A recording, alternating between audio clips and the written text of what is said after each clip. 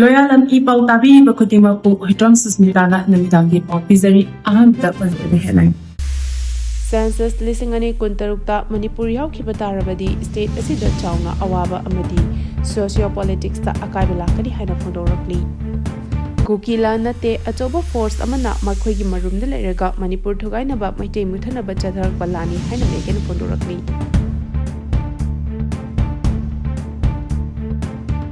Aadhaar card number ga link tauba December 13 da loiragani haidi.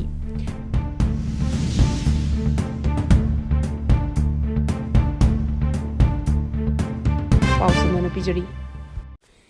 Census lisingani kuntarukta Manipur yawkiba tarabadi state asida chawna awaba amadi sociopolitics ta akaiba lakani haina phondokrai. Lebak asigi oina tangkak ani thokna pangthokadoriba census lisingani kuntaruk kuntareta Manipur yawkiba tarabadi state asigi tungi laibakta Achouba awaba kaya pirakpada natana sociopolitics ta akiba phagna ahongba kaya lakani haina social worker Sanjay Ahantemna phondokrai. Chathagadoriba census asigi mayokta social worker Sanjay Ahantemna miyoi kayaga lunena mahaki wangu sabada laiba mayumda pangthokiba wakat mifam amaga mari lenena phongdokhibada English ngani kolhumdagi me ahumdagi hawrakhiba hingsagi thodokshing asina khul thadoktuna chena kibadagi hauji phawba hanjenba ngamdana lairiba maiteina khundaramba khulkaya chathagadoriba ahanba phase ki house listing amasung village survey da yawroidori maramaduna maiteina taramba khulkaya amasung mayum kaya mangkhragani Marumda hauji phawba state government na recognize tawdriba chingi khul Lising amaga chanipan rom asi namduna recognize tawraba khulsing oiragani Kanglon kaina Myanmar amasung Bangladesh tagi ngamkhai lansinuna changlakhiba illegal immigrant infiltrated la kayabuna mikok thiba asida yawshin khiduna Manipur amasung India gi law na yaraba bona fide citizen ama haibidu namduna oikragani haina su phongdokhi Kuki la nate Achouba force amana Makhoigi Marumda Leiraga Manipur Thugaibana maitei muthanaba chatharakpa lani haina megen phongdokrai Hauzik tholiba irang asi ekhoina Kuki lani hairibasi asegbadi Kuki la nate Achouba force amana Makhoigi Marumda Leiraga Manipur Thugaibana amadi maitei muthanaba chatharakpa lani haina UNLF ki hangi chairman RK Megena chahi tarek khuntakpa ningsing tharonggi manung chana chamaga humpumapan suba be Tikendrajit ki mapok kumon ngamari lenena Tikendrajit ki mitam ama Tripura gi Bamutiya gi manung chanba Beri Murada Maikum hangdopagi tharonga mari lenena phongdokrai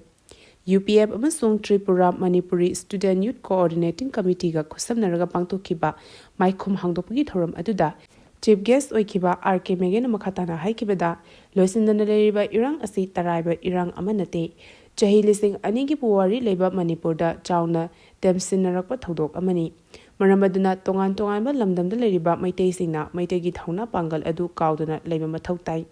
maitei sing khakta natana Manipur da khundaminariba kanglo phurup khudimak sogat minaduna apunbagi pangal sagat pachangi democracy ne di hairaga democracy di nataba system asina maitegi thauna lingjel chanalon amadi mapangal adubu tugaiduna sontha hali Manipur leriba maitei sing mapangal sontharaga lakliba asi matam kuire maitegi thauna lingjel lichat mating sonthorakpa asigi maramdi multi party system asina election matamda senja thumjada luphankhiba ekhoi masel gi marakta tokhai tahanba lamchat kamtharakpa kaya asida naharol sing nupi singbu lana puduna chatli democracy ni di haiba democracy di natabagi machat asina ekhoi gi phurup sontarakpani Manipur Thugaibana bohona kiba kaya asida Japan kaya Korea America yauna India gi wangmada leiba maitei singna punsinduna Manipur kana bohona bada saruk yapap thoi loinana ekhoi amato ina punsiliba matungda Manipur Thugaibana bohona kiba kaya asi laksin bangamgani Betu Kendraji ki mitam hangdopa asida sothang ama oiba khaknatana Manipur kanba pamba misak ama oina thoram asida yawba phangbasi nungai Tripura da khunda leita duna leiraklaba maitei Manipur singna mama leibak ipa ipu singbu ningja baga loinana Tripura da masak thokpa punsi amada hingna bahona bada tangai fadei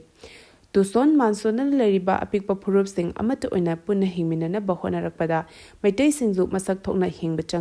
changi haina phongdokhi Thoram aduga mari lenana Betu Kendraji ki mitamda miyamna haikaleka tamduna ikai khomnaba utki Aadhaar card number ga link tauba December 13 da loiragani PAN card pairiba mioi amana masagi Aadhaar card number ga link tawbagi matam ngasiga thana numit humni khakta ngasilakpaga loinana PAN amadi Aadhaar card link tawbagi matam lakliba tang 38 da loragani.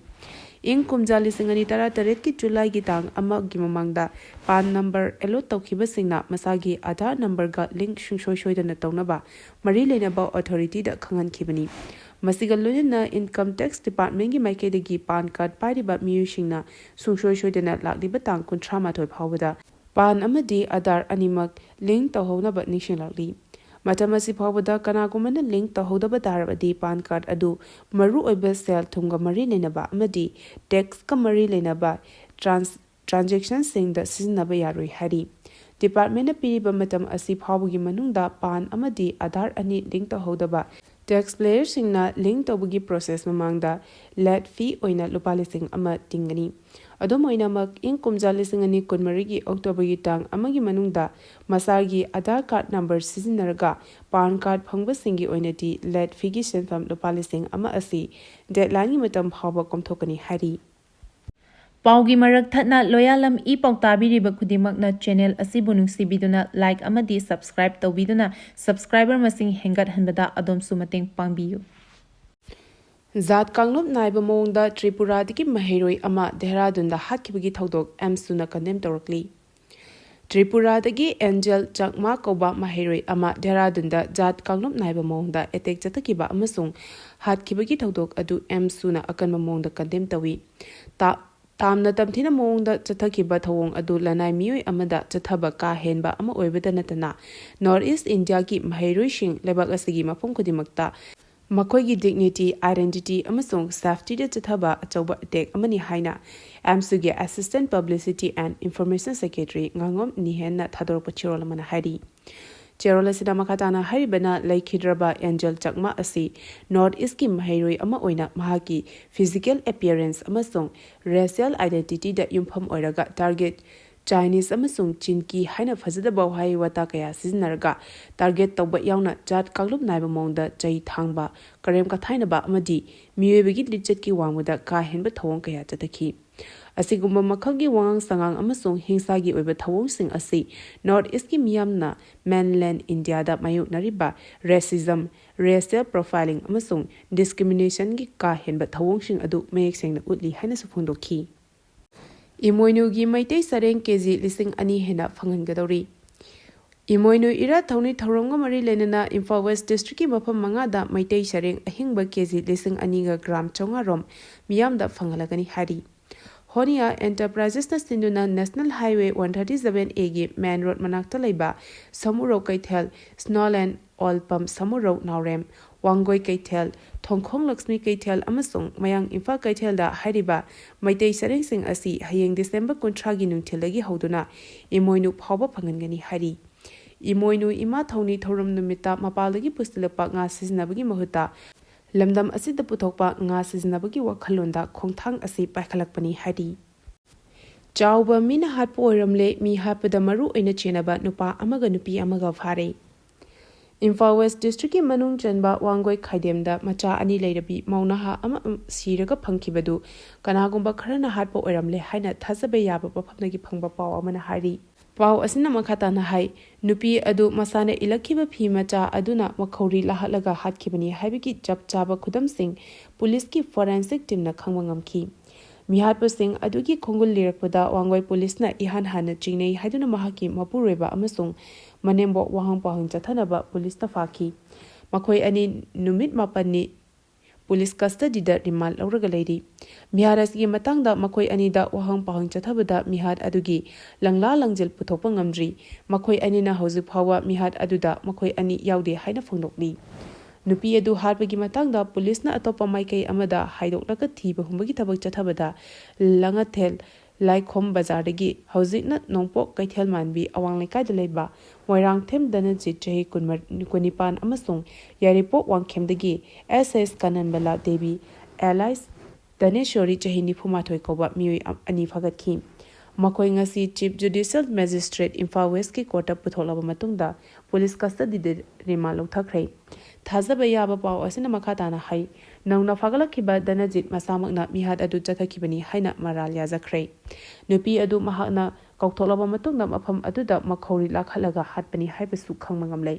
अदोमपो मिहारसगी मतंगदा पुलिसना मखोय मरी फारे हाइबदगी हेना करिंगवा वफम अमता फोंदोपा लेट्री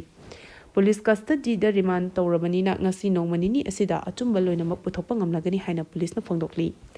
असिगुम्बा मखलगी मिहाद मिपुनगी केसिंग असे खुदकी ओइनदी अचुंबा हेक्तमक फंबा ngamde अदुमकपो मिहाद असिना चेने हाइना फारिबा महाकी मपुरेबा खाइदेम नरेश्वर चही कुमापन अमसुंग मनेंबोक खाइदेम ओंबी इंदिरा चही निफुतरित असि हौजिक फावा मिहाद असिदा चेने हाबिगी चप चाबा लेखुन अमता पुथोपा ngamdri makha taba pau ngainari अनाबा लेट्रिंगेदा हक्चांगे ऑर्गनसिंग निंथिना चेक तौथोपियो हाइना फोंदोरकली रिम्स रोडता लेबा Sky hospital and research centre ना अहुमरक सुबा ओइना 1 month long free dialysis camp ama pangtholagani haina hospital asiki chairman Dr. L. Sam Kishore फोंदोखरै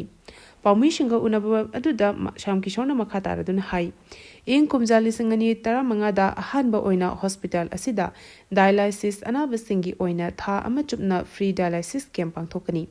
dialysis अनाबा सिंगी ओइना स्काई हॉस्पिटल ना पीबा 1 month long dialysis camp asigi खुदोंग चाबा लवियु हाइरिबा कैंप असि इन कुमजाली सिंगनी कुंतरुकी जनवरी गी न्यू ईयर नुमितगी हौदुना था अमा चुपना चथगनी था अमा चुपना चथगदोरिबा कैंप असिदा पेशेंट मसिंग हेना लाकनबगी मखा ताना अदुमक फ्री कैंप असि चथनबा थौरांग तौरी डायलाइसिस अमुक तौरबदी अमुक पुंसी चुपा तौगनी हाइबा लेते हार्ट की कंडीशन फगलकलबदी डायलाइसिस तरोपा असि लेपा यारकनी मिपुंग खुदिमंगना अनाबा लेट्रिंगेदा हक्संगे ऑर्गनसिंग निंथिना चेक तौथोपियु डायलाइसिस अनाबा असि किडनी अमसुंग हार्ट की यामना मरी लेनै लमदम असिदसु डायलाइसिस नाबा मसिंग हेंगलक ई हाइनरी स्काई हॉस्पिटल के ओइना मतम अमा खक्तंगदा अनाबा अनि डायलाइसिस तौबा याई नोमदा मिये मंगादगी तरुक फावा हॉस्पिटल असिदा डायलाइसिस तौबा ngami हाइखी फेब्रुअरी 10 की ममांगदा लेंगाक सेमहौद्रबदी JNK गुम चही तरुक PR थमखिबा याई हाइना इबम चाना फोंदोखरै इन कुमजाली सिंगनी कुंतरुक की फेब्रुअरी 10 की ममांगदा लेंगाक सेमहौद्रबदी जम्मू एंड कश्मीर दा चही तरुक PR थमखी अदुगुमना मणिपुर दसु ओइरकलोइ हाइनिंगा लेते हाइना सोमबुंग कबुई खुंजा मल्टीपर्पस प्लेटफॉर्म संगाबगी थरमदा लमलाई एसगी MLA खोंगबान ताबम इबोम चाना फोंदोखरै थौरम अदुगा मरी लेनना MLA इबोम चाना मखाताना हाइकिबदा मियामगी लेंगाक लेरिंगे चीफ मिनिस्टर एन बिरेन सिंदो उ हाइना इरांग हौखी हौजिकना असेंबली डिजॉल्व तौरगा नौना इलेक्शन तौ हाइदुना डिमांड तौरकले हाना लेरंबा पॉपुलर गवर्नमेंट अदुना मणिपुर थोलिबा लाल असि थेंगनबदा ngamlaroi खनबदगी असेंबली सस्पेंड तौरगा PR थमलकपनी हौजिकसु लेंगाक सेंबा यानबा सेंटर न होनरी लेंगाक सेंबा याबगी कंडीशन अदु ओइदबदगी हौजिकसु सेमद्रिबनी लेंगाक सेंबा यानबा फिबम फावब लेट्रिंगीदा हौजिक असेंबली डिजॉल्व तौरगा अथुबदा इलेक्शन पांगथोकनी हाइबसी पारुबा यारोइ फिबमना याद्रबदी सुप्रीम कोर्ट चलुरबा पंचायत इलेक्शन पांगथोक्ट्री एडीसीगी मिखल चही मंगा हेना पांगथोक्ट्री चटना कांगलोंगी मतुंग इना इलेक्शन हेक्ता पांगथोरक्तबसु याई जम्मू एंड कश्मीर चही तरुक हेना PR थमखिबा लेख्रबनी हौजिक ओरिबा फिबम असिदा BJP ना नत्रबदी अटै पार्टी लेंगाक सेमबदी ओइथोक्लोइ यानिंगदबा खरा यावरबसु लेहौरिबा अखोइ पोना होटनरगा मियामगी लेंगाक सेमनो होनामिनबा ख्वाइदगी फगनी हौजिक इंडिया लेंगाना इलीगल इमिग्रेंट सिंग डिटेक्ट तौरबा बॉर्डर लिस्ट यावना अतै द यावरंबसिंग डिलीट तौरगा मरमदा डिपोर्ट तौगनी हाइना लाउथोख्रबनी मणिपुर मियामना NRC तौदुना इलीगल इमिग्रेंट सिंग खंदोक्लगा नौना मिकोक थीरगा डिलिमिटेशन तौगदबनी हाइना डिमांड तौरी करिगुंबा मिटोपना लेंगाक पाइदुना लेरबदी हाइरिबा थबक असि तौबदा काचिन कोया यौरोइ अखोइदा पेंदबा कया लाकनी चीरबा तंजा असिदा लेंगाक पाइनिंगबदगी अखोइ मसल चिंगथननबा होनदुना लेबगी महुता अथुबदा लेंगाक सेमहौनबा होनमिनसि हाइखी थांजिंग अमदी कौब्रु कुबमदा स्ट्रक्चर साजिलिबसिंग लौथोकहलु हाइना गवर्नरदा मेमोरेंडम पिसिंख्रै थांजिंग अमदी कौब्रु कुबम लेंदा स्ट्रक्चर मयाम साजिलिब असि लौथोकहलु हाइदुना committee on protection and preservation of the historical rights of Koubru and Thangjing hill range दा गवर्नर अजय कुमार बल्लादा मेमोरेंडम पिसिंदुना तक्सिंख्रै मेमोरेंडम अदु पिसिलबा मतुंग कमिटी असिगी secretary Y Shyam Khumna permission फोंदोकिबदा इन कुमजा लिसिंगनी कुलुमदोगी मे अहुंगी मतुंगदगी मैतै सिंगी लाइफमलेन अयाम्बा इरात थौनी तौबा यारक्तबा अमदी चैरावबगी चिंग फावबा काबा याखिद्रै Ngasidi ibudau thangjingi khubamda kuki khulai paibasingna cross yungshilakpa amadi maitegi laifamlen kaya amang ata thokhanbugi thabak chathari. Sahi asigi April thadasu Governor DC Bisnupur amadi SP yauna committee asiga chaminari batlup singa phaminabada Governor masamangnasu khubam sing asida thauniba yahanaba thabak paikhatkani haina insurance piki. Adubu ngasi phawa thabakta onthoktabadagi ngasi amok Governor da memorandum pisilamki haiki. Paugi marak thatna Loyalam E-PAO tabiriba khudimagna channel asibu nungsibiduna like amadi subscribe tawbiduna subscriber masing hengat hanbada adom sumateng pangbiyu. Arubada maruiba pau amukahana pizari. Census lisangani kuntarukta Manipur yaukhiba tarabadi state asida chawna awaba amadi socio-politics ta akaibala kani haina phondorakli. Kuki lan nate Achouba force Amana Makhoigi Marumda Leiraga Manipur Thugaibana maitei muthanaba chatharakpa lani haina megena phongdokhrei. Aadhaar card number ga link tawba December 13 da loiragani hairi. Matang asida Loyalam E-PAO na namitangi pau bibil lozare tabiri ba khudimang po amuka hina kurumjani.